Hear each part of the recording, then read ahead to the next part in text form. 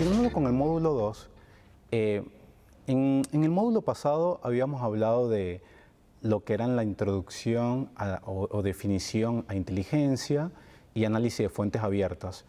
Es importante que, yo voy a ser muy incisivo, inclusive cuando veamos las clases online, de que es importante que no piensen que OSINT es únicamente apretar el botón de una herramienta, obtener los resultados o estar haciendo copy-paste de aquellas publicaciones que estamos obteniendo en diferentes fuentes públicas, recortar el hallazgo y poder presentarlo. Es mucho más allá porque yo por lo menos he tenido la oportunidad de poder trabajar por suerte, en muchas investigaciones, sobre todo en utilización de OSINT para aquellos eventos o congresos o manifestaciones que pueden tener de alguna manera impacto social. Y lo que he conseguido en algunos de esos informes es que se empiezan a realizar hallazgos y se genera un alto volumen de reporte. Y la realidad es que la valoración o la experiencia que como analista OSINT nosotros podemos incorporar a este tipo de técnica es poder correlacionar y entregar un resultado idóneo que pueda servir para poder identificar si ese perfil o si esa zona que estamos analizando, etcétera, ocurrió algún tipo de suceso o puede servir para poder seguir investigando, profundizando una investigación, etcétera, ¿no? Bueno, volviendo a lo que es la fase de obtención de análisis de fuentes abiertas, habíamos hablado de los diferentes tipos, en este caso centralizándonos en lo que es Open Source Intelligence. Open Source Intelligence tiene diferentes fases. La primera es la preparación. En la preparación nosotros tenemos que definir ejemplos de selectores o clave de búsquedas. Los selectores son aquellos elementos que se nos proporcionan para poder iniciar la investigación o poder iniciar nuestra tarea en el mundo OSINT, ¿no? Ejemplo de ello puede ser, un selector puede ser un nombre real o un nombre virtual, una cuenta de correo, un número telefónico, bueno, cualquier tipo de dato que pueda ser de puntapié, ¿no? Mientras más selectores tengamos, nos va a permitir poder validar de que correctamente un hallazgo está vinculado a nuestro objetivo, ¿no? Por ejemplo, si a mí me proporcionan el nombre de una cuenta virtual más el correo electrónico, si yo tengo un perfil de una red social, puedo, mediante el correo electrónico y el nombre, validar de que correctamente se trata del perfil. Porque ustedes sabrán de que en la actualidad es muy fácil poder hacer una usurpación de una cuenta, ¿no? Sobre todo en el mundo ciber. En este caso, yo puedo tomar una foto vinculada a una persona, conozco el nombre y me puedo abrir un perfil haciéndome pasar por él. Eso pasa muchísimo, sobre todo en personas con perfiles públicos, ¿no? Sobre todo para atentar contra la reputación o causar algún tipo de injuria sobre la misma, ¿no? Bueno, en la fase de preparación también es importante, ya lo hemos venido mencionando, conocer el tipo de investigación que vamos a realizar, porque el tipo de investigación nos puede vincular a las fuentes de consultas. En este caso, no es lo mismo analizar un caso de un tipo de delito, como muchos ejemplos que hemos utilizado, por ejemplo, el mundo de narcóticos, que hacerlo en el mundo ciber, porque las fuentes varían. Ya hemos hablado de las jergas, pero también las fuentes pueden variar. Es por eso que no se pueden casar con aquellas fuentes que nos proporcionan en el mundo anglosajón o en libros como Open Source Intelligence de Michael Bassel, porque son fuentes específicas por región y son muy generalistas. Es importante que nosotros podamos identificar aquellas fuentes propicias relacionadas a nuestro objetivo. Bueno, y en la preparación también hay que tomar en cuenta la aplicabilidad del OSINT. OSINT no se utiliza únicamente para temas de investigación. Vean que ya lo podemos visualizar en marketing, se está utilizando mucho en política, sobre todo para posicionamiento de de aquellas publicaciones o propagandas que puedan beneficiar o afectar a un actor político. También lo hemos visto ahora se está utilizando sobre todo en época de pandemia para poder posicionar una empresa. Ya prácticamente de la experiencia que he podido adquirir en esta rama, empresa que no está en redes sociales o no está en algún tipo de delivery o en o algún medio de publicación, prácticamente ahora con todo lo que es post-pandemia, son las que están siendo más impactadas, ¿no? Y bueno, y esto ha generado de que el hecho de que tengan que publicitar sus productos también lo han vuelto un objetivo claro para aquellas personas que cometen algún tipo de fraude o robo de cuentas y posteriormente establecen una extorsión hacia la misma, ¿no? O venden los seguidores. Esto ha traído, perdonen que me desvío un poco, pero esto ha impactado mucho, sobre todo en pequeñas empresas donde tienen un grupo importante de seguidores y por no tomar una medida correcta en el uso del manejo de las redes sociales, bueno, por hacer clip en algún lugar o por X razón terminan perdiendo los seguidores y a su vez sus cuentas, ¿no? Y no siempre todo esto termina en un pago, porque no todos piden a través de un método extorsivo algún rédito económico para poder devolver la cuenta. Existe un mercado negro que permite de alguna manera vender esas cuentas. Bueno, perdón el desvío, pero es importante aclararlo. En este caso, cuando hablamos de la preparación, vean que, vuelvo a repetir, es importante entender o comprender el objetivo de la misma, ¿no? A mí me ha pasado en lo particular, que es un error sobre todo para el que pide una investigación, de que entrega un dato a la persona y solicita un informe de ampliación y no lo vincula en el marco de qué tipo de investigación desea realizar, ¿no?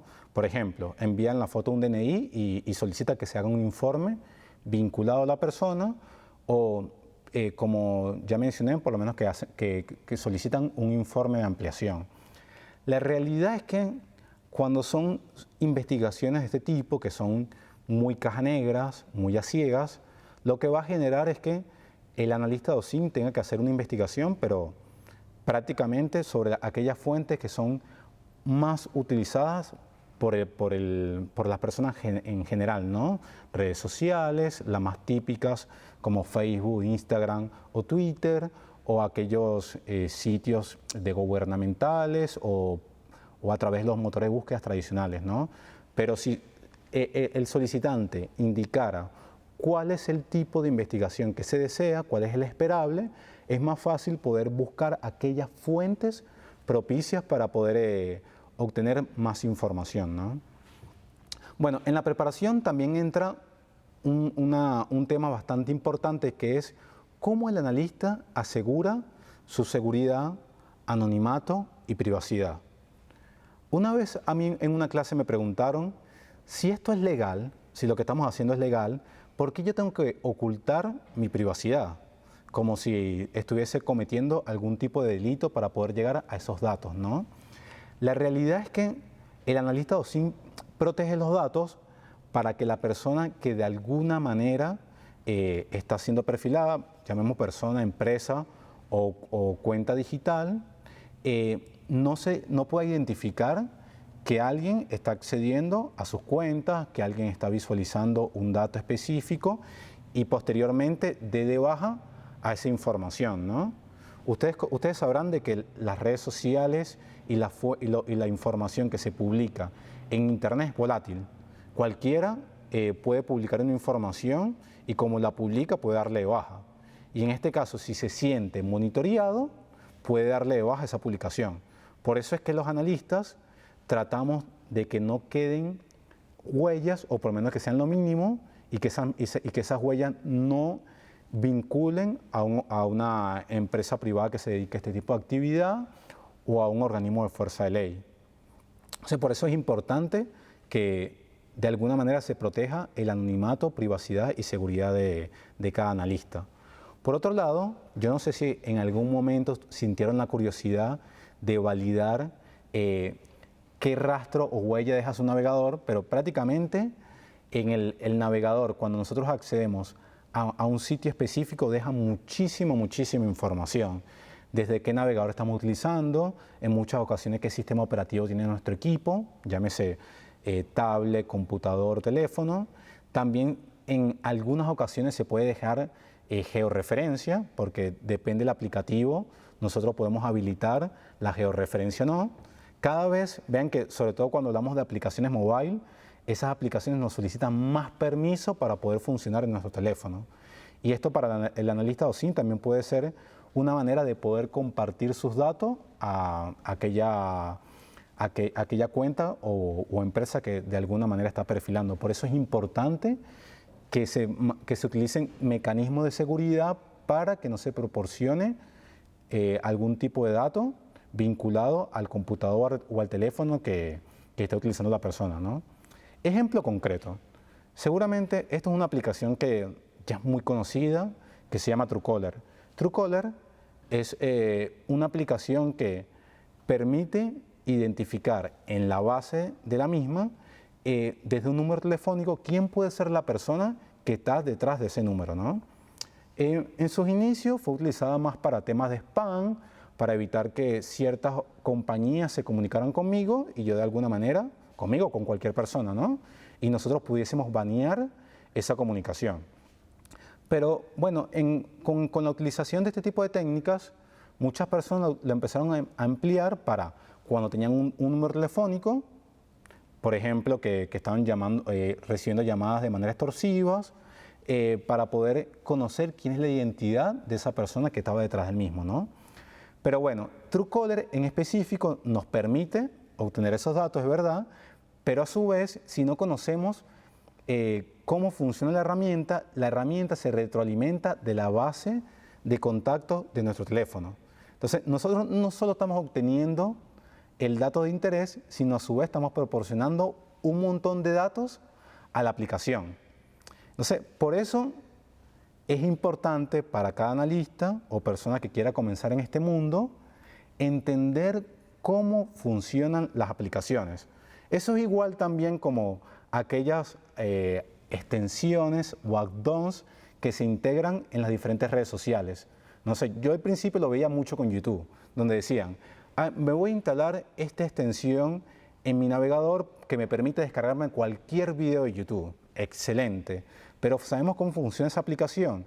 Realmente no estamos compartiendo datos de nuestro equipo a aquel administrador o creador de esa extensión. Bueno, eso tenemos que conocerlo, porque quizás no solo voy a poder descargar mi video, sino estoy compartiendo todas las sesiones donde yo previamente había iniciado en mi computador para que esa persona conozca y pueda perfilar toda mi actividad o mi histórico en todo lo que tiene que ver con acceso a las diferentes páginas web, ¿no? Otro ejemplo muy claro serían esas extensiones en redes sociales que decimos, excelente, me la instalé y me aparece un mapa de torta, una barra de torta o un mapa de calor indicándome, haciéndome mención de si tengo más conocido mujeres o hombres en proporción, o puedo saber en qué hora tengo más actividad o la persona que quiero investigar tiene más actividad vinculado al uso de redes sociales.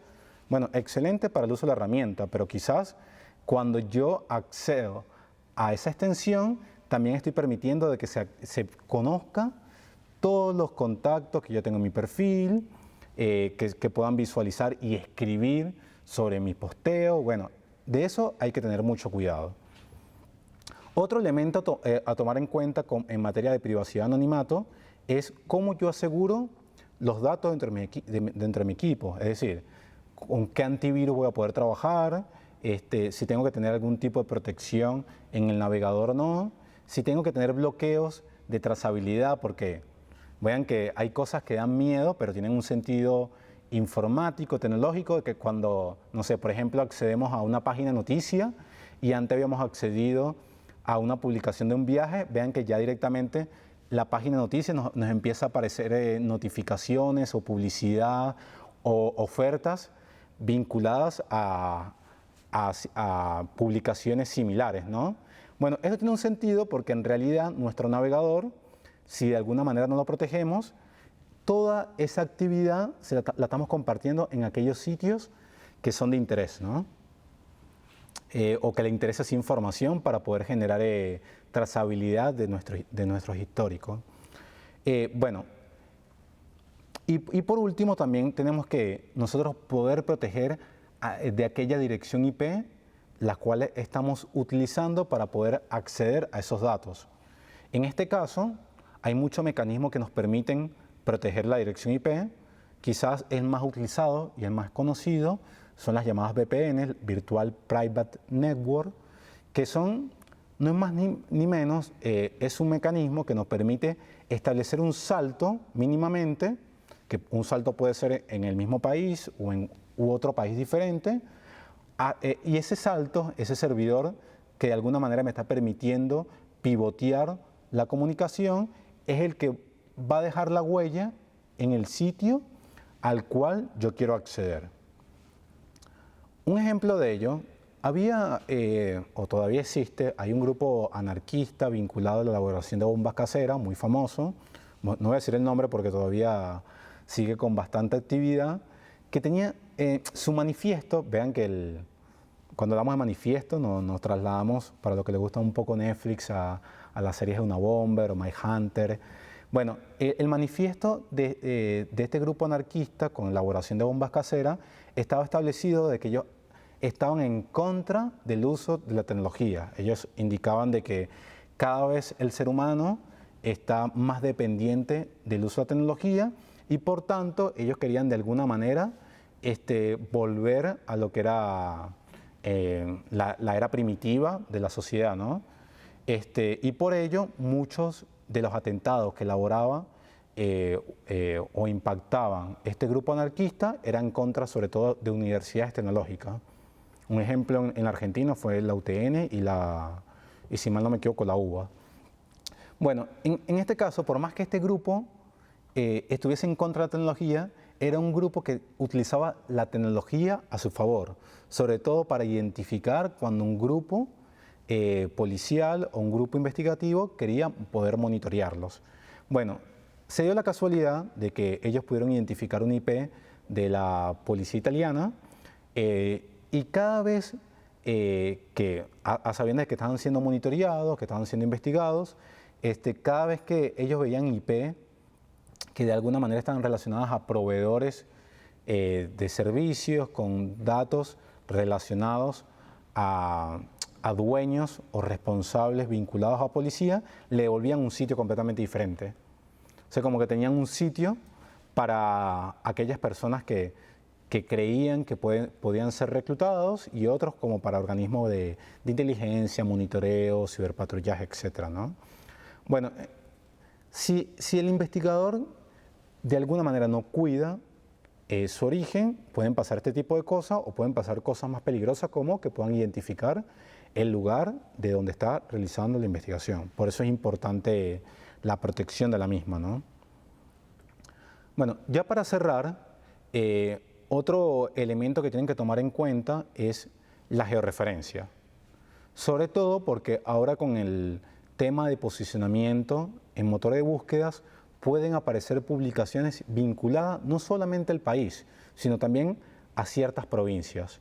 Por eso, si yo estoy realizando una investigación donde mi objetivo o el hecho ocurrió en una provincia determinada, lo más adecuado es que yo pueda ajustar mi navegador y mis dispositivos del cual voy a emplear para realizar la investigación a esa zona. Ejemplo, si yo quiero utilizar aplicaciones mobile, lo idóneo es utilizar una aplicación que me permita falsear mi latitud y longitud para poder posicionarme en el lugar que quiero de alguna manera investigar. Y por otro lado, los navegadores, sobre todo Chrome tiene una extensión que permite modificar la latitud y la longitud del navegador para que ustedes todas esas publicaciones, sobre todo cuando se pagan posicionamiento a través de Google, ustedes puedan visualizarlas como si estuviesen en ese lugar. Ya no hace falta, para poder realizar una investigación de este tipo, estar en el lugar del hecho, sino yo tranquilamente puedo ajustar todos mis productos, todas mis capacidades para poder simular esa locación.